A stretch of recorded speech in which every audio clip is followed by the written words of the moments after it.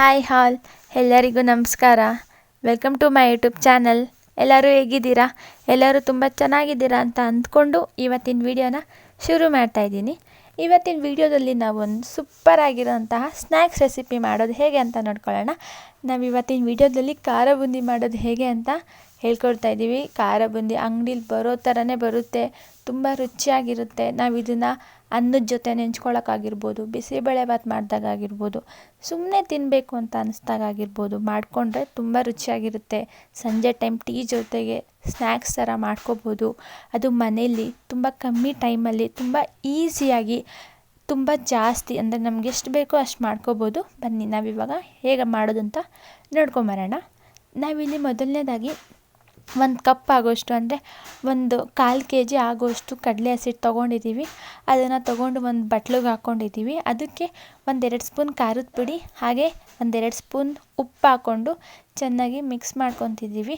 ನೋಡಿ, ಬರೀ 3 ಪದಾರ್ಥನ ಯೂಸ್ ಮಾಡಿಕೊಂಡು ರುಚಿಯಾಗಿರೋಂತಹ ಖಾರ ಬೂಂದಿ ಮಾಡೋದು ಹೇಗೆ ಅಂತ ತೋರಿಸ್ಕೊಡ್ತೀವಿ. ಬೇರೆ ಏನೂ ಬೇಕಾಗಿಲ್ಲ, ಬರೀ 3 ಪದಾರ್ಥ ಇದ್ದರೆ ಸಾಕು. ಕಡಲೆ ಹಸಿಟ್ಟು, ಉಪ್ಪು ಹಾಕ್ಕೊಂಡು ಹಾಗೆ ಖಾರದ ಪುಡಿ ಹಾಕ್ಕೊಂಡು ಅದಕ್ಕೆ ಸ್ವಲ್ಪನೇ ನೀರು ಹಾಕ್ಕೊಂಡು ಒಂದು ಚೂರು ಗಂಟು ಮಾಡದಿರೋ ಥರ ಈ ರೀತಿ ಚೆನ್ನಾಗಿ ಮಿಕ್ಸ್ ಮಾಡ್ಕೋಬೇಕು. ನೋಡಿ, ಈ ರೀತಿಯಾಗಿ ಒಂದು ಚೂರು ಗಂಟಿರಬಾರ್ದು. ಸ್ವಲ್ಪ ದೋಸೆ ಹಿಟ್ಟಿನ ಅದಕ್ಕೆ ಮಿಕ್ಸ್ ಮಾಡ್ಕೋಬೇಕು. ನಾವು ಅಷ್ಟೇ ಇಲ್ಲಿ ಒಂದು ಚೂರು ಗಂಟಿಲ್ದಂಗೆ ಚೆನ್ನಾಗಿ ಮಿಕ್ಸ್ ಮಾಡಿದ್ದೀವಿ. ನೋಡಿ, ಈ ರೀತಿ ದೋಸೆ ಹಿಟ್ಟಾಗೋ ಥರನೇ ಹಾಕಬೇಕು. ಒಂಚೂರು ಗಂಟಿರಬಾರ್ದು. ಗಂಟಿದ್ರೆ ಅದು ಖಾರ ಬೂಂದಿ ಆಮೇಲೆ ಚೆನ್ನಾಗಿ ಬರೋದಿಲ್ಲ. ನಾವಿಲ್ಲಿ ಖಾರ ಬೂಂದಿ ಮಾಡೋದು ಬರುತ್ತೆ. ಖಾರ ಬೂಂದಿ ಮಾಡೋದನ್ನು ತೊಗೊಂಡಿದ್ದೀವಿ. ನೀವಿಲ್ಲ ಅಂದರೆ ಕಾಯಿ ತುರಿಯೋದು ಬರುತ್ತಲ್ವ, ಅದರಲ್ಲೂ ಬಿಟ್ಕೋಬೋದು. ಅದು ಹೀಗೆ ಚೆನ್ನಾಗಿ ಬರುತ್ತೆ. ನಾವಿಲ್ಲಿ ಖಾರ ಬೂಂದಿ ಮಾಡೋದು ತೊಗೊಂಡಿದ್ದೀವಿ. ಖಾರ ಬೂಂದಿ ಮಾಡೋದು ಅದರೊಳಗಡೆ ತೂತು ಇರುತ್ತಲ್ವ, ಅದರೊಳಗಡೆ ನಾವು ಹಸಿಟ್ಟು ಹಾಕ್ಕೊತಾ ಇದ್ದೀವಿ. ನೋಡಿ, ಎಣ್ಣೆನ ಕಾಯಿಸ್ಬಿಟ್ಟು ಹಾಕೋಬೇಕು. ಇವಾಗ 1-2-3 ನಿಮಿಷ ಅದನ್ನು ಚೆನ್ನಾಗಿ ಎಣ್ಣೆಯಲ್ಲಿ ಫ್ರೈ ಮಾಡ್ಕೋಬೇಕು.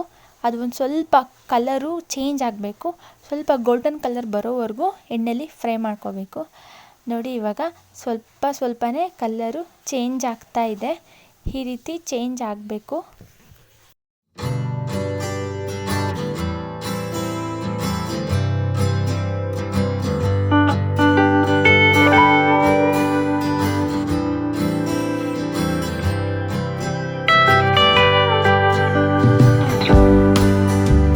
ನೋಡಿ, ಇವಾಗ ಕಲ್ಲರು ಸ್ವಲ್ಪ ಚೇಂಜ್ ಆಗಿದೆ. ಈ ರೀತಿ ಕಲರ್ ಚೇಂಜ್ ಆದಮೇಲೆ ನಾವು ಅದನ್ನು ಎಣ್ಣೆಯಿಂದ ತೆಗೆದು ಒಂದು ಬೌಲ್ಗೆ ಹಾಕೋತಾ ಇದ್ದೀವಿ. ಇವಾಗ ಅದೇ ಎಣ್ಣೆಗೆ ಕರಿಯೋದು ಬರುತ್ತಲ್ಲ, ಅದರಲ್ಲೇ ಸ್ವಲ್ಪ ಕಡಲೆ ಹಾಕ್ಕೊತಾ ಇದ್ದೀವಿ. 1-2-3 ಸ್ಪೂನ್ ಕಡಲೆ ಹಾಕ್ಕೊಂಡು ಅದನ್ನು ಈ ರೀತಿ ಎಣ್ಣೆಯಲ್ಲಿ ಫ್ರೈ ಮಾಡ್ಕೋಬೇಕು. ತುಂಬ ರುಚಿಯಾಗಿರುತ್ತೆ. ಹಾಗೆ ಕಡಲೆನೂ ಹಾಕ್ಕೊಂಡ್ರೂ ಹಾಕೋಬೋದು. ಈ ರೀತಿಯಾಗಿ ಎಣ್ಣೆಯಲ್ಲಿ ಸ್ವಲ್ಪ ಫ್ರೈ ಮಾಡಿಬಿಟ್ಟು ಹಾಕ್ಕೊಂಡು ತುಂಬ ಚೆನ್ನಾಗಿರುತ್ತೆ. ಇವಾಗ ನಾವು ಅದೇ ಎಣ್ಣೆಗೆ ಕಡಲೆ ಬೀಜನೂ ಹಾಕ್ಕೊತಾ ಇದ್ದೀವಿ. ಇದನ್ನು ಅಷ್ಟೇ ಒಂದು ಚಿಕ್ಕ ಬೌಲಲ್ಲಿ 1 ಬೌಲ್ ಆಗುವಷ್ಟು ತೊಗೊಂಡಿದ್ದೀವಿ. ಕಡಲೆನೂ ಈ ರೀತಿ ಎಣ್ಣೆಯಲ್ಲಿ ಫ್ರೈ ಮಾಡಿಬಿಟ್ಟು ಅದ್ರ ಜೊತೆಗೆ ಹಾಕೋಬೇಕು. ಹಸಿ ಕಡಲೆ ಇಲ್ಲಾಂದರೆ ಹಾಗೆ ಕಡಲೆ ಬೀಜನೂ ಹಾಕ್ಕೋಬೋದು. ಎಣ್ಣೆಲಿ ಫ್ರೈ ಮಾಡಿದರೆ ಸ್ವಲ್ಪ ರುಚಿ ಚೆನ್ನಾಗಿರುತ್ತೆ. ಇವಾಗ ಅದೇ ಎಣ್ಣೆ ಆಫ್ ಮಾಡಿಬಿಟ್ಟು ಅದೇ ಉರಿಗೆ ನಾವಿಲ್ಲಿ ಕರಿಬೇವು ಹಾಕ್ಕೊತಾ ಇದ್ದೀವಿ. ಇಲ್ಲಾಂದರೆ ಕರಿಬೇವೆಲ್ಲ ಫುಲ್ಲು ಸಿದೋಗ್ಬಿಡುತ್ತೆ. ಗ್ಯಾಸ್ನ ಆಫ್ ಮಾಡಿಕೊಂಡು ಅದನ್ನು ಸ್ವಲ್ಪ ಕರಿಬೇವನ್ನ ಎಣ್ಣೆಗೆ ಹಾಕ್ಬಿಟ್ಟು ಮಿಕ್ಸ್ ಮಾಡಿಬಿಟ್ಟು ಫ್ರೈ ಮಾಡಿಬಿಟ್ಟು ಖಾರ ಬೂಂದಿ ಒಳಗಡೆ ಹಾಕ್ಕೊತಾ ಇದ್ದೀವಿ.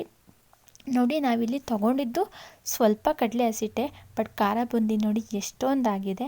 ಇದನ್ನು ನೀವು ಎಷ್ಟು ದಿನ ಅಂದರೆ 1 ವಾರ 15 ದಿನ ಇಟ್ಬಿಟ್ಟಾದ್ರೂ ತಿನ್ಬೋದು, ಏನೂ ಆಗೋದಿಲ್ಲ ಖಾರ ಬೂಂದಿ. ಹಾಗೆ ಮನೇಲಿ ಮಾಡ್ಕೊಂಡಿದ್ದೀವಲ್ವ, ಸೊ ಹೆಲ್ತಿ ಆಗಿರುತ್ತೆ ಖಾರ ಬೂಂದಿ. ನಿಮಗೆಲ್ಲ ಇಷ್ಟ ಆಗಿದ್ದರೆ ನೀವು ಮನೇಲಿ ಟ್ರೈ ಮಾಡಿ. ಇವಾಗ ಕಡಲೆ ಬೀಜ, ಕಡಲೆ ಹಾಗೆ ಕರಿಬೇವೆಲ್ಲ ಹಾಕಿ ಚೆನ್ನಾಗಿ ಮಿಕ್ಸ್ ಮಾಡಬೇಕು. ಅದಕ್ಕೆ ಇವಾಗ ಇನ್ನೂ ಸ್ವಲ್ಪ ಉಪ್ಪು ಹಾಕ್ಕೋಬೇಕು. ತಿಂದು ನೋಡಿಬಿಟ್ಟು ಅದೇನೋ ಸ್ವಲ್ಪ ಸಪ್ಪೆ ಅನ್ಸೋದಾದರೆ ಉಪ್ಪು ಹಾಕ್ಕೊಳ್ಳಿ. ಹಾಗೆ 1 ಸ್ಪೂನ್ ಖಾರದ ಪುಡಿ ಹಾಕ್ಕೊಳ್ಳಿ. ಇವಾಗ ಅದನ್ನು ಅಷ್ಟೇ ಚೆನ್ನಾಗಿ ಮಿಕ್ಸ್ ಮಾಡ್ಕೋಬೇಕು. ಈ ರೀತಿ ಮಿಕ್ಸ್ ಮಾಡಿದ ಆದಮೇಲೆ ಖಾರದ ಬೂಂದಿ ರೆಡಿ ಆಗುತ್ತೆ. ನೀವು ಅಷ್ಟೇ ಮನೇಲಿ ಟ್ರೈ ಮಾಡಿ. ಖಾರದ ಬೂಂದಿ ಹೇಗೆ ಬರುತ್ತೆ ಅಂತ ಕಮೆಂಟ್ ಮಾಡಿ ತಿಳಿಸಿ. ನಿಮಗೆಲ್ಲ ವಿಡಿಯೋ ಇಷ್ಟ ಆಗಿದ್ದರೆ ಲೈಕ್ ಮಾಡಿ, ಶೇರ್ ಮಾಡಿ, ಹಾಗೆ ಕಮೆಂಟ್ ಮಾಡಿ. ಇನ್ನೂ ನಮ್ಮ ಚಾನಲ್ ಯಾರೆಲ್ಲ ಸಬ್ಸ್ಕ್ರೈಬ್ ಮಾಡಿಲ್ಲ ಬೇಗ ಹೋಗಿ ಸಬ್ಸ್ಕ್ರೈಬ್ ಮಾಡ್ಕೊಳ್ಳಿ. Thank you.